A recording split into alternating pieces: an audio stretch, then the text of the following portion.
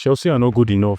Chelsea could not defeat a small team like Crystal Palace. Upon all the players Chelsea signed, Chelsea were not able to score a goal against Crystal Palace. That is what a lot of haters will say, especially our rivals. For those Chelsea fans that don't understand how football works. Now let me remind you all, Crystal Palace were totally ready for Chelsea. You can see that their defense was very solid. In fact, Crystal Palace defense was better than Chelsea's defense yesterday. And mind you, Crystal Palace is absolutely complete. When I mean complete, their goalkeeper is intact. Their defense is intact. Their midfield was solid. Then goes to their attack. The reason for that is that Crystal Palace have not yet sold any of their key players. The correct players that played against Chelsea yesterday are the same players that played against Liverpool and Man City. And you all shouldn't forget that Crystal Palace single-handedly defeated Man City in the FA Cup final. They were the first to score against Man City and they locked their defense. Man City could not penetrate. You can see that same scenario against Liverpool. It was different. Liverpool first opened the scoring, but Crystal Palace were able to equalize. For yesterday, Crystal Palace could not score Chelsea. I'm not praising Chelsea. I'm not giving any excuse. I'm just saying that Crystal Palace were absolutely outstanding yesterday. One of the player that impressed me the most is Eze. Before the match started, I stated that I don't like Eze. It's not that I hate the player, but the reason for me saying that is that guy has a lot of impact in Crystal Palace attack. You can see what Eze was doing yesterday. In fact, he was giving Rich James a lot of tough time. Eze was the heartbeat of Crystal Palace attack yesterday. Or just imagine, now that Tottenham are going for Eze, just imagine the kind of impact Eze will bring to Tottenham Hotspur. Tottenham Hotspur might become one of the most dangerous teams in the Premier League this season if Eze go there and adapt quickly. Because that guy was unbelievable yesterday. Now, in our match yesterday, there were some few players that impressed me. Now, out of Chelsea starting 11, it was just only 4 players that impressed me. Now, the first on my list is Rich James. Now, mind you, Rich James did a very good job yesterday. Now, mind you, I wish we started Gusto. Chelsea would have conceded more goals yesterday because James was even finding it difficult to secure Eze on that wing. And talk less of Malo Gusto, his defensive performance is poor. The next on my list is Josh Archipong. Personally for me, Josh Archipong have proved me wrong and a lot of Chelsea fans because I've always preached that Archipong is not fit to be a Chelsea defender. I stated that Archipong doesn't have the physical abilities to be a Chelsea defender and he actually proved me wrong yesterday. In fact, Josh Archipong was one of our best defenders. His confidence was totally amazing. Didn't look how huge Mateta is. Didn't fear Crystal Palace attack. He just went to drive in. The only thing that he need to work on right now is his physical strength. Archipong needs to start dragging with a lot of tough attackers. Now, the next on my list is Estavo Williams. This boy was totally outstanding yesterday. In fact, the right wing were totally boring yesterday in the first half. But when Estavo Williams comes in, the game changed entirely. He was giving that Crystal Palace defense a tough time, despite the fact that he wasted chances. But I was still pleased with Estavo's performance. Personally for me, I would love Estavo Williams should be starting ahead of Pedro Neto in that wing because Estavo Williams is more productive than Pedro Neto. Let's just be sincere about it. You can see the performance yesterday. The performance wasn't lying. Now, the last on my list, I know a lot of Chelsea fans won't agree on me on this, but we just have to say the truth, and it's absolutely the fact. Yesterday in the first half, Jamie Gittins was more productive than Pedro Neto. Let's just be sincere about ourselves. Because Pedro Neto was totally low in the right wing. But Jamie Gittins, despite the fact that the defense was tight, Jamie Gittins already know that his end product is not at his best. Jamie Gittins was even trying to pass the ball, was even trying to do some pull-out. None didn't work out. And I was even happy with his shot yesterday, especially that deflection that almost led to a goal. That is what Chelsea is lacking at the moment. We don't play outside shot. Because the more we play outside shots, the more our opponents are likely to make mistakes in their defense. That is what Estavo Williams is known for. He is known for creating shots. I know that Jamie Gittins didn't perform quite well yesterday, but we should put that in mind that Crystal Palace defense was very solid. In fact, I'm not sure that Crystal Palace defense made any error yesterday. They didn't make any defensive error in their match against Chelsea. Their defense were totally intact. So we shouldn't blame Jamie Gittins. Because currently now, I know a lot of Chelsea fans say that Jamie Gittins is a flop, that he is a waste of money. Some delusional Chelsea fans might even be saying that Madueke is better than Jamie Gittins. But this is just the beginning of the season. This is just his first Premier League match, so there is still more time to adapt.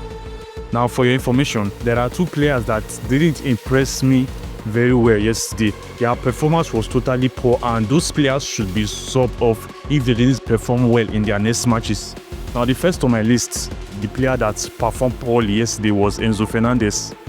I don't know if I'm the only one that observed Enzo Fernandez, but currently now, Enzo Fernandez look like someone that is obese. Look like someone that his body is overweight, that he can't even run for the ball. He is very sluggish when it comes to passing. And to be sincere, he wasn't much of a help in that midfield yesterday. Now, this is my suggestion. If Enzo Fernandez keep performing this poor, that is where Andre Santos comes in. Despite the fact that Andre Santos wasted a huge opportunity yesterday, I will go for Andre Santos in the midfield if Enzo Fernandez continues to play poorly, because his performance yesterday was unacceptable. Now, the next on my list is Pedro Neto. Now, I said before, Pedro Neto was totally locked in that right wing. I know that Crystal Palace defense was kind of solid, but in terms of situation like this, that is where a winger needs to be creative. I know that Pedro Neto is good for his pullouts, but mind you, all Pedro Neto's pullouts yesterday were totally invalid, and I think he needs to work on his performance in the next match if he don't want Estavo Williams to bench him. Now, mind you, for those that watched the match against Chelsea versus Crystal Palace yesterday, we observed that Moises Caicedo was not that active in the midfield. Now, hear me out. Moises Caicedo's rating was very poor yesterday, but mind you, if you observe, Caicedo decides to go to the back and start the build-up from there, since Kowe was not available. In fact, Kowe's absence really affects Moises Caicedo's performance yesterday, because there was nobody bringing out that build-up from the back. Build-up was very difficult yesterday, I won't lie, and that is what led to Moises Caicedo having a bad performance yesterday. But nevertheless, Caicedo still tried yesterday. He still played a very good football. So, Chelsea fans, do you think without Levi Colwill, do you think that we can go far in the league? Do you think that we can produce more results with Levi Colwill absence? Do you think that Archie Pong can replace him, can fill in that space? Drop your opinion in the comment section. Now, for those of you that don't like the lap at Chelsea, hope you see that Joao Pedro didn't play anything yesterday. Now, mind you, I don't hate Joao Pedro and I don't hate the lap. I like both of our strikers. But mind you, Joao Pedro was totally lost in the match yesterday due to the fact that Crystal Palace defense was very tight.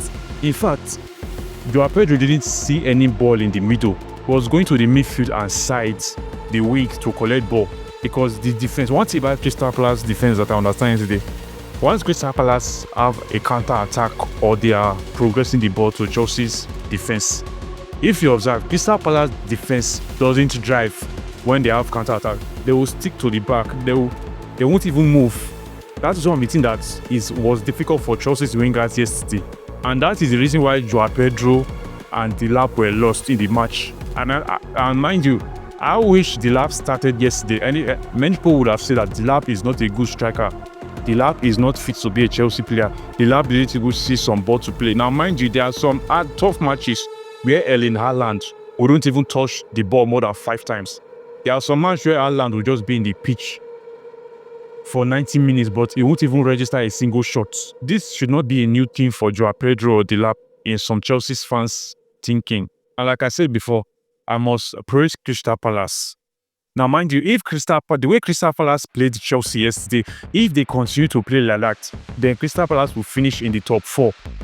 But due to the fact that Crystal Palace wants to sell Eze to Tottenham, and Eze have already made up his mind to go to Tottenham Hotspur, that means it might affect Crystal Palace in some areas. Won't lie. If they can find a way to replace Eze, then Crystal Palace must surely qualify for the top 4 spots this season, because their performances yesterday were totally outstanding. Now, let's be sincere. If the same Crystal Palace that played yesterday still meet Liverpool, they will still beat Liverpool and Man City. This is not a bantering or joking matter, because that Crystal Palace team were unbelievable. So, Chelsea fans, what is your opinion on our match against Crystal Palace? Which solution do you think we should work on, or which area do you think Chelsea need to resolve? And which player impressed you the most? Drop your opinion at the comment section.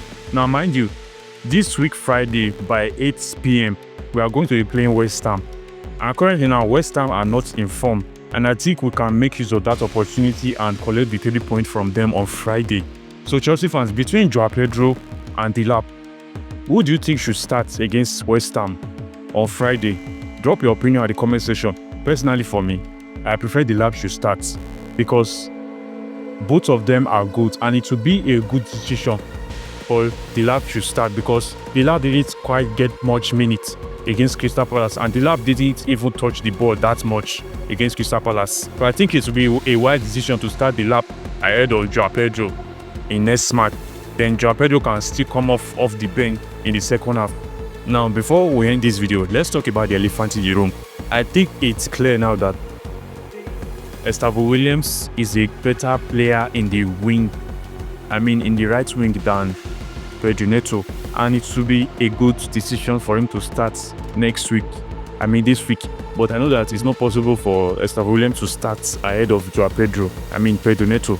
So Chelsea fans, how would you rate Estavo Williams' performance against Crystal Palace? Drop your opinion at the comment section. And if you enjoyed this video, make sure to give a like and don't forget to subscribe to my YouTube channel for more Chelsea updates. See you on my next video.